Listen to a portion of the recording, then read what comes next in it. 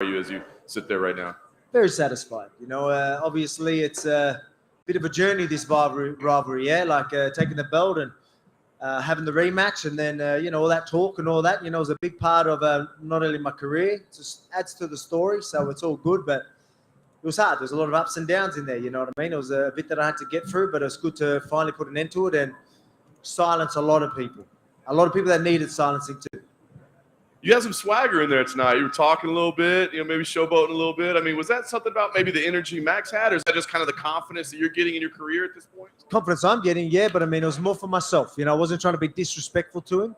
It was more just let him know that, like, I was just telling him, I'm going, man, I'm seeing everything you're throwing. Like, I think I might have said you're too slow. I didn't, wanted to be too offensive when I'm saying it, but just purely let him know and let myself know and stay on. Because I knew I had to go out there. I wanted to win every exchange. I wanted to just be better and know that I'm better, and don't get bored in there.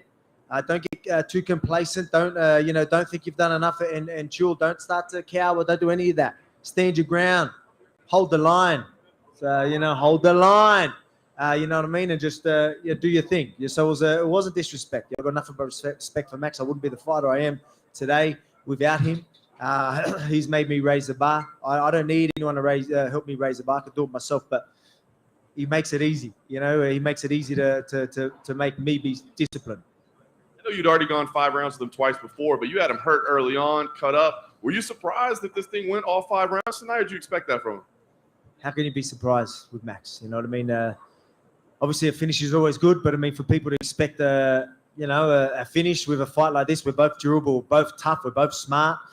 You know what I mean? It's, again, a legendary chin that I wanted to crack, and it stays legendary again. So credit to him. We see the wrap on the hand there, I guess. Can you tell us what happened and what the initial diagnosis is? It's not good. I'm pretty sure it's broken. I know when I break stuff, and it's broken round. I broke it in round 2. Last thing for me, I mean, I know you're saying, hey, I want this champ opportunity. I guess the hand will kind of factor into that. Slows down. But gives you time to see what's up, what's going on. You know what I mean? I was going to ask if there was any scenario where, because obviously that's a vacant belt right now, where you should be in the first title fight, or do you think that hands? I mean, do you see a scenario where you should be competing for the title first, or do you think you're going to have to go against somebody? Yeah, of course I do. No, I don't need to fight anyone. Come on, man. I'm a dominant champ, taking out guys like Max Holloway 3 times.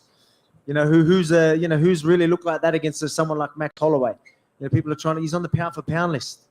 You know what I mean? You don't get to see this very often. You don't get to see someone dominate someone who's so high on the pound for pound list. Considered one of the greatest featherweights of all time. To think that I don't deserve to just move straight up, I think would be pretty silly. Well, and to be clear, I just mean, a lot of people think I'm offended. No, I'm joking. No, you definitely deserve it. What I mean was, a lot of people say, look, it looks like Charles Oliveira and Islam Makhachev are lined up for that title first. Do you think that should happen first, or do you think, no, man, I should be the first? Maybe we don't even have to ask the question. You know what I mean? So, again, I wanted to be active, but, my division wasn't going to keep me active enough. I would have had to wait. So this may become a good time. But, luckily, we're getting paid good. We signed a new deal, and I'm very happy with it. To be a highest paid featherweight outside corner, is pretty impressive. So I'm proud of that, and it's only up for me. Alex, to your left. In your Max's last 16 fights against featherweights not named Volkanovski, he's 16-0 with 10 finishes. I mean, he has absolutely run roughshod over the featherweight division. Does that make it more impressive for you to have beaten him 3 times like you have, given what he's done to the rest of the division? Oh, man, to have 3 title fights, 3 title fight wins over someone like Max rather than just other guys, of course. He was the #1 contender the whole time, considered the greatest featherweight of all time as well, people to have his name there. You know what I mean? So, yeah, man, it's incredible, of course. To sit there and take out someone like Max 3 times, that's really, really, really saying something. So they are a lot bigger wins than your average defense. And when you look at, for years, people have said the greatest fighters of all time have been Anderson Silva, John Jones, Khabib. But when you win 21 in a row and 12 in a row in the UFC and dominate guys of the caliber that you're dominating, do you think not only the greatest featherweight of all time, but you deserve to be in discussion of the greatest fighter of all time? Look, man, it's not up to me, but I think you'd be a bit of a fool to not have me in them conversations. You know what I mean? Look what I'm doing. Look at the resume. But again, that's not up to me. You know what I mean? But we're doing good. We're pretty impressive, and I don't know. What do you guys think? You know what I mean? I know people have been pretty biased and being, again, I've talked about being hard up by a lot of my my speech was to stand up. Maybe some of yous as well. Stand up, some of yous, some of the haters. A lot of people needed to see me go out there and do that. I wanted to silence people. I don't hold it. I don't hold any animosity. I'm not angry at you, but some of yous needed to know. I'm not pointing at you. I'm just saying, like, some people needed to know. So, again, you can be biased as you want, but I mean, what I'm doing is pretty incredible. And for everyone watching, still, again, that's what I mean by stand your ground. People are going to try and bring you down whatever way they can. I was getting people trying to bring me down from all angles. I stood up and said, "Hey, cop that," and now look at me. Alex, I wanted to ask you one or two other questions, and so one of them is you didn't come into the sport as a blue chip, like you weren't this guy that people were talking about the day you turned pro. There's a kid named Bo Nickel that was a great wrestler. This starting in MMA now, and he has an All-American wrestling background. When did you finally start to believe that you could be at that level? Like, at what point in your career did you start to say, "Hey, you know what? I'm good at this, and I could, reach these great, extraordinary heights"? Back in the streets of the Gong, pretty early. You know what I mean? I went in the gym, and even Joe Lopez, my head coach, he doesn't let anyone just fight and go and fight. Like, didn't take him long. He knew that I had the ticker. I had a lot of go in me, and not only I had that belief, he had that belief in me as well. Pretty early. Right over here. Did you see the cut on Max, and were you surprised that it didn't get stopped? I did. Hey, like I said, there's been some people that have said some things, and there's been. I'm not going to hate on anyone. We've had our chats. I'm okay. I'm over it.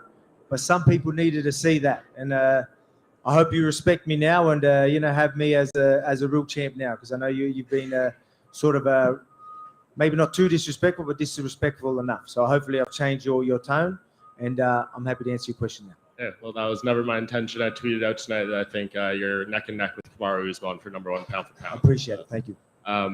Want to know about your interaction with Henry Cejudo backstage? We saw him come up to you, and you guys had some words. Mm-hmm. What happened there? Oh man, he just said like he wants to challenge me. He thinks he's got what it takes.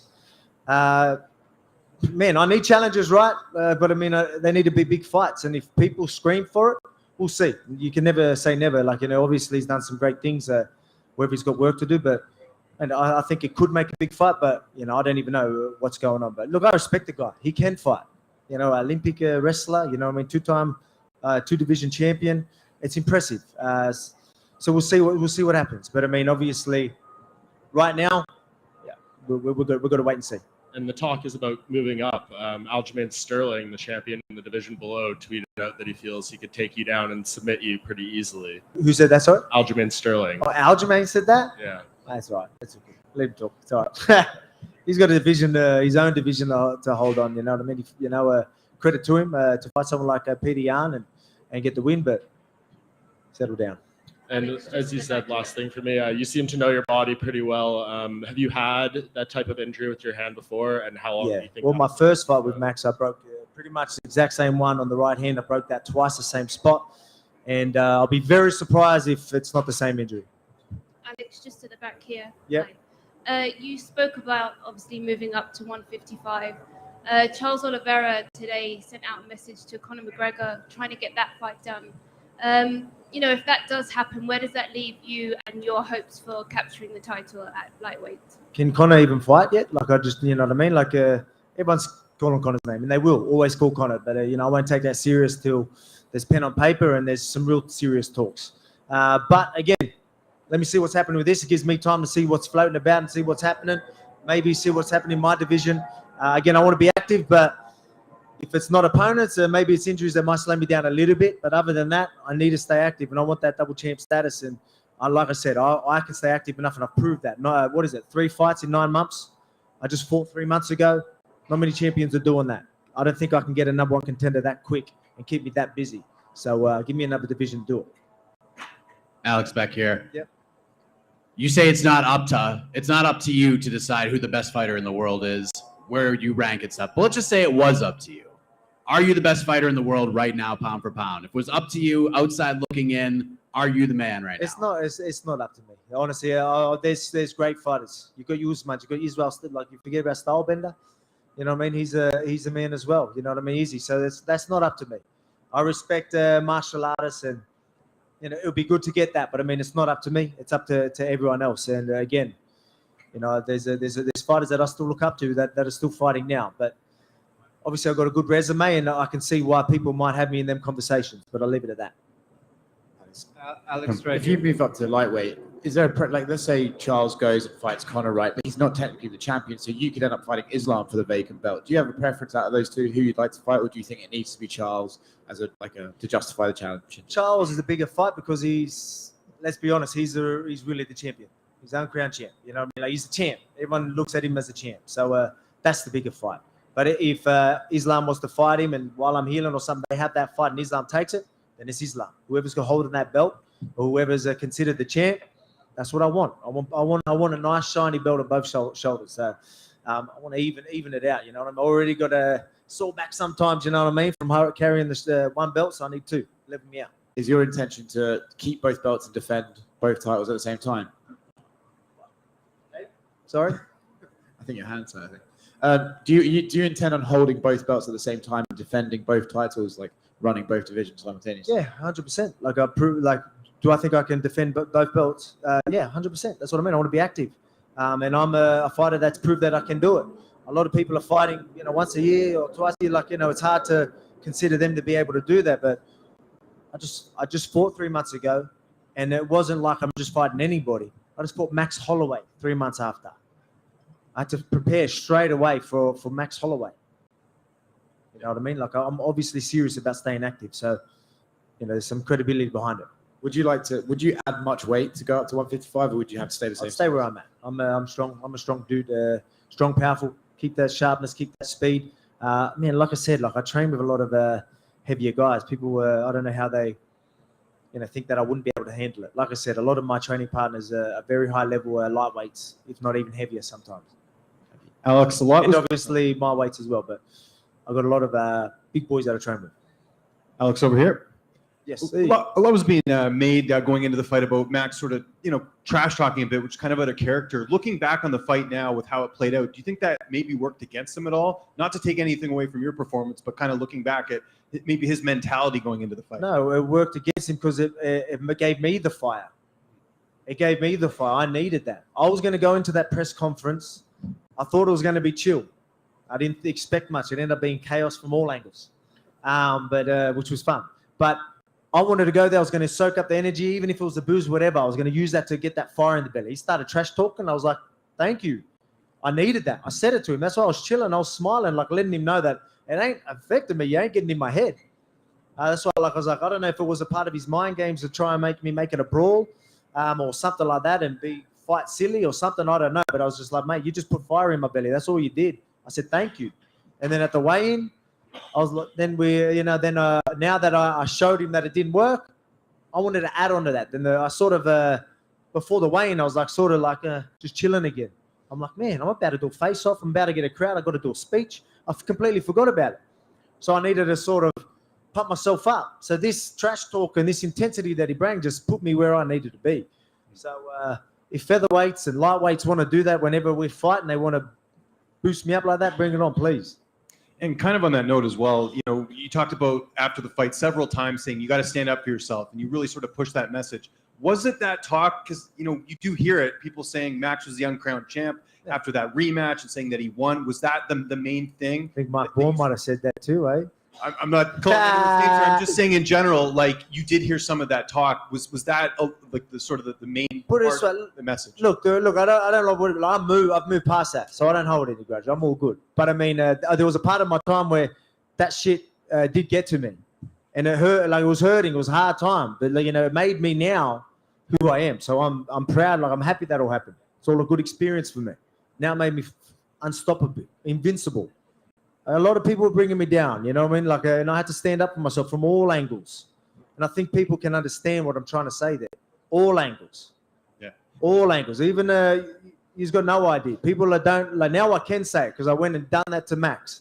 That second fight with Max. When I tell you I didn't turn up, there's a few things that happened. We obviously know about USADA coming in, waking me up 4 hours before I had to get up, which is ridiculous. Don't know how that happened and how that could happen. I'm over that. But I mean, I end up doing silly things as well. I took like melatonin tablets thinking it was just silly. And then I woke up like drunk, not drunk, but like, So it was rough. It was rough. But, I'm not the type of guy to make excuses. I'm telling you now because I got to shut everyone up. Sorry, I'm a bit worked up. I got to silence a lot of people. And now I'm telling you, I didn't turn up. Now you're going to believe that because of what I just did tonight. Yeah. So, again, that's why I was so confident coming into this one. I was saying I didn't turn up. He turned up, and he still couldn't beat me. Mm. Now you know why I'm so confident. A lot of people watching at home felt like this was your best performance. Was this the most satisfying win from your perspective? I mean, a finish would have been great, but I mean, I didn't bother saying I'm going to knock him out because how many fights has he had? Like 30 people have tried, and 30 people haven't even dropped him. So, did I get a drop? I don't know if I dropped him. No, I don't think I dropped him. That Alex, legendary chin hold on once again. Alex, right back here. You've been one of those champions, through all of it. Just Alex from Australia, competitively out there with your skills. What keeps pushing you to keep getting better when you've already achieved everything you have? In terms of in the gym and just getting better as a martial artist. Well, that's it. I want to be better. You got to be disciplined. People say they want to be better, but they don't do the work. I'm lucky enough to have a team that's going to help me be better. We're going to study. We're going to try and improve. There's so many ways to improve. It's mixed martial arts. Look how many martial arts there are. Then you've got your brain, your mental side. Then you've got your strength and conditioning, your nutrition. You can evolve everywhere. And that's what I try to say to people fight week. People are saying how he leveled up. Okay, yeah, we both leveled up skill-wise. Well, I leveled up here. And you've seen what I meant by that tonight. Another question I have, when you look back on a fight like tonight, or for example, your fight with the Zombie recently, when you watch it back and we see it, it's like, man, this guy was just dialed in. When you watch it, what kind of things do you see from yourself? Well, I got to watch it. Yeah, it's funny, because again, I'm my hardest critic. You know what I mean? So I go in there and it doesn't look as pretty to me because I'm a hardest critic. So for while it's happening, even though I was in there and I knew I was jabbing him up and things were going well, sometimes you need to check yourself. You know what I mean? And that's why I was talking, and that's why you see me saying stuff. It was just purely to stay in my own head and just let me know. Because even the Zombie, I was zoned in, people you would never have known, but I wasn't getting bored in there, but I was I almost didn't want to be in there. I was tired. I was like 1:30 in the morning. I was like, man, hurry, I just want to get this over and done with. It was a weird feeling for me. So I remembered that this week. I'm like, I need that fire in the belly. That's what I mean with the press conference and that trash talk that he started. Thank you. I needed that. While I was talking to him in there, I needed it. Stay sharp, stay on. And I really felt that tonight. Thank you. Alexander, right here. You specifically spoke out to your countrymen afterwards. You kind of addressed it a little bit about stand up for yourself. What was behind that message? Did it have anything to do with the draconian restrictions during the past 2 years, or am I reading too much into that? You're probably reading a bit too much. It was a lot of things. Like, obviously, again, I was hard done by with the criticism, bias. I could say a lot of bias sort of stuff, but I mean, again, I don't care. I don't want to sit there and whinge. I'm not whinging about it. But I mean, I was hard done by. But I mean, it might have been hard at one point to get through it. But now, I stood up for myself, stood my ground, and now everyone's jumping on board. Alex, one question over here. You said you wanted a beer when you got up to that. You got one? Anyone got a beer? What? Hook a brother up. You got one for me?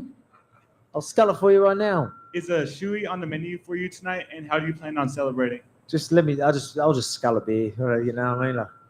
My hand. I don't know if I could do my good technique. I've got a perfect technique, so I don't spill it with the shoe. My hands are too busted up to do that, so I might just need to hold it and just down it. Back at UFC 193, you turned up to the fighter hotel every single day, just in case there was a dropout, someone couldn't make the weight. Looking at where you are now, back then, did you think this was possible? Yeah, man, that's the mentality I've always had. You know what I mean? Like I talk about, or even when I was looking for that title, don't let anyone take that opportunity away from you. Be there. Be the guy that, all right, if they need someone, you're going to have to be the guy. That's what I was doing when I was chasing that title. You know what I mean? Like I went over to Edmonton, you know the story. You know what I mean? I'm doing these types of things. That's what I was doing. And as champion, I still got that mentality. I still got that drive. You know what I mean? And that's made me who I am. Obviously I'm skilled, I'm fast. A lot of people are going to watch and be like, man, this bloke's talented as fuck. Excuse my language. But I mean, so much more that. It's that mentality that I have that's made me be who I am and what you see out there. So it's, man, that's just what I've always had. And yeah, man, that never give up attitude, man. Stand up for yourself. Volk's coming for fucking everyone. I told you. Just to follow up on that, if someone had pulled out during that fight week and you got in back then at 193, do you think the storyline would have been the same? Do you think you would have just blitzed the way you have through to the title? Yeah, I think so. I don't know when I got in after that, how long after it was, but I think everything happens for a reason. I really do, man. Sometimes the craziest shit happens and then you're like, what the hell? And then bang, something better comes out of it and it works in your favor anyway. Stay positive. Stand your ground. And you'll be right. And that's this is just still the beginning of a crazy story. Like I said, got a new contract I'm very proud of, and I think you're going to be seeing something special from here on out. Hey, Alex, just to clarify, how many hours before the fight against Max the last time did you saw to wake you up? Before I had to get up. Like how long was it before you had to wake up? Didn't want to get into it, but I mean, it was 4 hours before I had to get up. So it was halfway through my sleep. I literally got there. They woke us all up and said that they were going to test him. And obviously my coaches and management were like, what do you mean? Like, what the hell? Went there. And then obviously I woke up during the night to piss. I couldn't fill it up. Had to water load. Like again, the story goes on. I was sculling water so I could hurry up and piss so I can go to bed. Couldn't get to sleep, so I took melatonin tablets. Woke up, still in a sleep cycle, and then just and now that you watch that fight, it probably makes a bit of sense. So put it this way: when I say I didn't turn up, now I can say it. I'm not. It's not an excuse because look what I did tonight. I waited till now to tell you the full story. But I mean, that's why I'm so confident. Look what I did. I forced everything. If you watch I had no reactions. My reaction times was way off. I had no reaction, no pace. Everything was forced. I had to force everything. I had to use my head to just force things to happen. But that's the type of guy I am. Even when things were all against me, I still stood my ground. I still forced shit and made it happen. And that's the type of champion I am. So I'm sort of glad that happened because it made me even stronger. What percent of your full capacity do you think you were in the cage? 50%, 60%? What do you think it was? Oh man, anyway, I didn't want to get into this, but I mean, obviously, I didn't feel good, and that's why I wanted to rematch straight away. I was happy, obviously, I was talking about it, and then at a time I was calling for the fight almost. It was like I was calling for the fight because I wanted to show myself because I know that I didn't turn up, but then I was like, I don't need to worry about that. I finally got over it and all that type of stuff. Never let all that stuff get to me. And then, this fight come up and it was a big fight. Everyone wanted to see it again and all that type of stuff. I was like, all right, cool, let's do it. So it was all good. So I knew what was going to happen. And now you've got to see it. Alex, just over here. Last one, yep. You've been on the road for 8 fights. You've been you've been in title fights on the road for 5 fights. You've never had the chance to actually fight with your belt in your home country. Has the time come for you to take that belt home and defend it in front of your home fans? I'm sick of getting booed, man. I'm a nice fucking guy and I'm getting booed every time I'm fighting in other people's countries. You know what I mean? So everyone's getting home crowd advantages while I'm the champ. This trilogy, I didn't get to fight on my turf at all. It was neutral and 2 on his turf. You know what I mean? You know what I mean? Let me fucking defend my belt back home, and we're going to do that. Let's do it. We'll make it happen. My belt or a lightweight belt. Let's do it. Volk's coming for everyone.